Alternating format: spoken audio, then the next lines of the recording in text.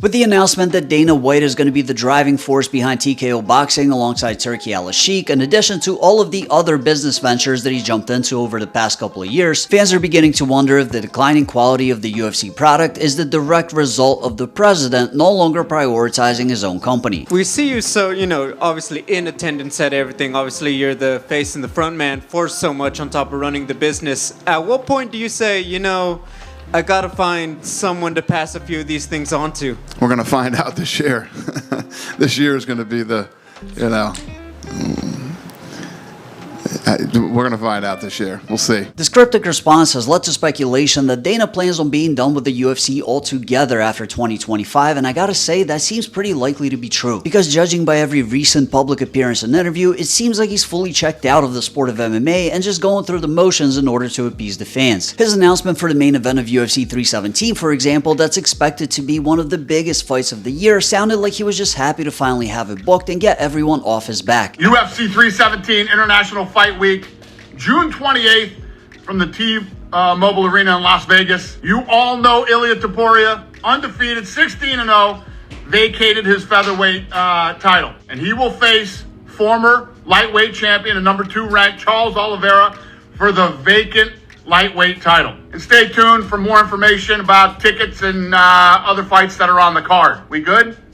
Everybody happy now? And maybe it was because he had no real news for the fight that everyone wanted him to announce in John Jones and Tom Aspinall, but from the outside looking in, he just seems to be over it in general. Being completely disinterested in promoting most of the champions on his roster, instead choosing to push fighters that he either likes personally or feels like he can juice for one big pay-per-view. I think a big part of the reason why he's not giving up on making Jones versus Aspinall is because it's a much easier short-term path to giving the UFC a big financial boost in the final quarter of 2025 than trying to promote the dull heavyweight division, which would take an amount of time that he's not planning on sticking around for. And if you've been paying attention to his interviews for the past year and a half, this should not come as much of a surprise, as he's been pivoting to other ventures for a while now and becoming increasingly introspective about his time in the UFC, pondering about the future and where the company will be without him. It'll just be different, the way that this company was built and how it's run right now are by my philosophies of what I think about fighting, what I think about matchmaking, and many other things. And then there will be somebody else here who will have other philosophies and ideas, and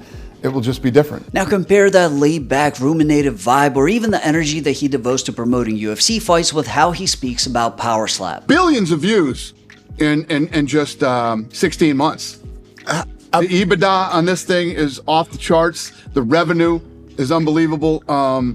And we have more sponsors in 16 months than the UFC had in 8 years. Putting aside the out-of-context numbers, it's abundantly clear that he's much more excited about growing his new league than anything related to the UFC. And I think this indifference has been building up since the company was sold to Endeavor in 2016. While Dana cashed out with $360 million, he made it clear in subsequent interviews that he was forced into the sale by Lorenzo and Frank Fertitta, and ended up having an existential crisis of sorts as a result, not knowing how to handle running a passion project without his best friends. It bugged me out a little bit. Why? I don't know. It just, when you make that kind of money and your parent, my partners, I've been with them for 20 years. Right. So that's all going to change. I have new partners now. And while Dana didn't seem to have a problem with Ari Emanuel or Endeavor, his own place within the company seems to slowly have shifted. From someone that was directly involved and responsible for everything that happened behind the scenes, to that of a public face who has the final say over plans that are largely constructed by the chief business officer of the UFC, Hunter Campbell, thereby not giving Dana a chance to directly bond with the fighters or have a clear vision of the company's future, causing him to grow bored and detached from his own product and look for other ways to make himself useful. Because for better or for worse, Dana is a guy that thrives on excitement. It's not a coincidence that he's been flagged by several casinos in Vegas for his high-stakes gambling. Yeah, I love risk. I love taking what people would call chances. I like taking opportunities. I swear to God, this often, right where we're sitting right now, literally people come in here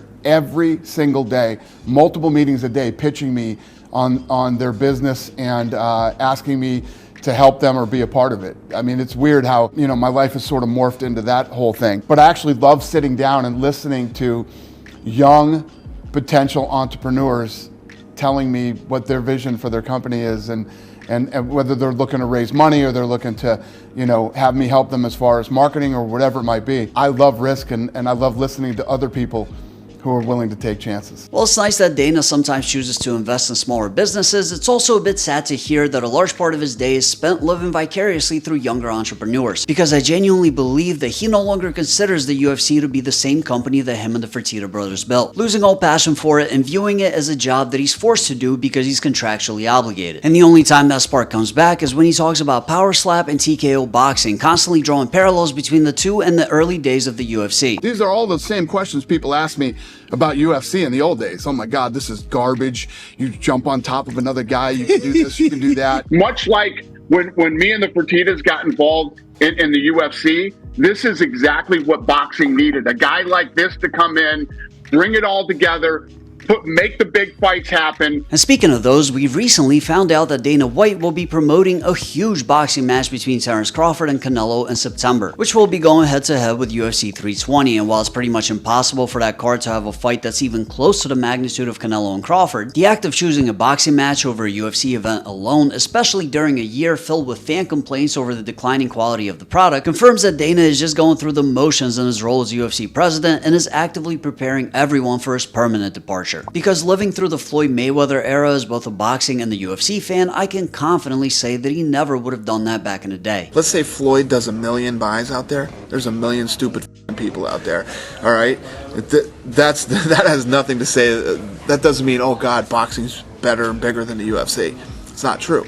The reality is the UFC is bigger than boxing and the WWE combined. My fucking job is to make these fights. Dude, there's plenty of people I don't like that we put fights on with. It's not up to me whether I like them or dislike them. It's up to what the fans want to see.